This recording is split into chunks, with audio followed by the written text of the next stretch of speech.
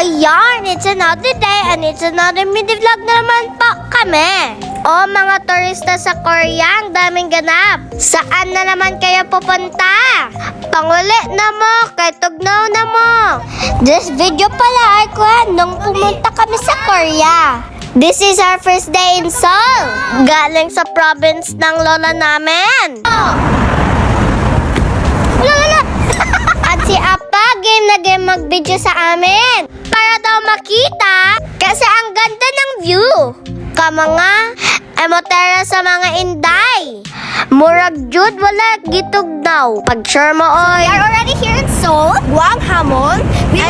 And we will meet our friends in Gyeongbokgung. And we will meet our friends here. They are from Davao but they live in Korea. Guys, and if you know, this place in South Korea, the Great Palace. And it is so popular. And if you're from South Korea, please visit.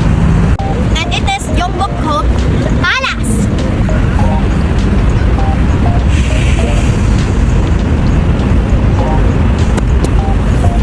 So this time pala, may meet up kami. They are also from Davao but they live in Korea na. Dahil they're not here yet, nag-video-video muna kami. Habang nandito pa si Appa. We have a different schedule kasi. Appa also have a dinner with his brother. At kami naman with our friends. We are here pala in the statue of King Sejong, the great former king of Joseon. At dumating na din yung friends namin. Buti na lang di sila busy today. Galing pa kasi sila sa school.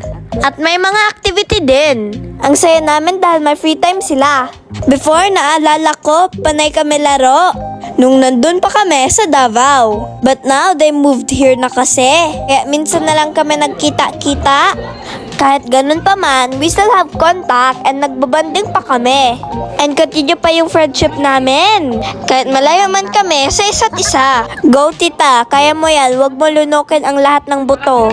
At dahil mahilig kami sa pork, dito na lang kami kumain sa jokbal. Kanyang-kanyang table kasi di na kami kasya. Before, karga-karga pa nila kami. But now, parang barkada na lang. Maura, salamat sa pagtanaw. Sino pa po nakapag-follow, please follow the sister po. That's all guys. Thank you for watching. See you in the next vlog. Bye!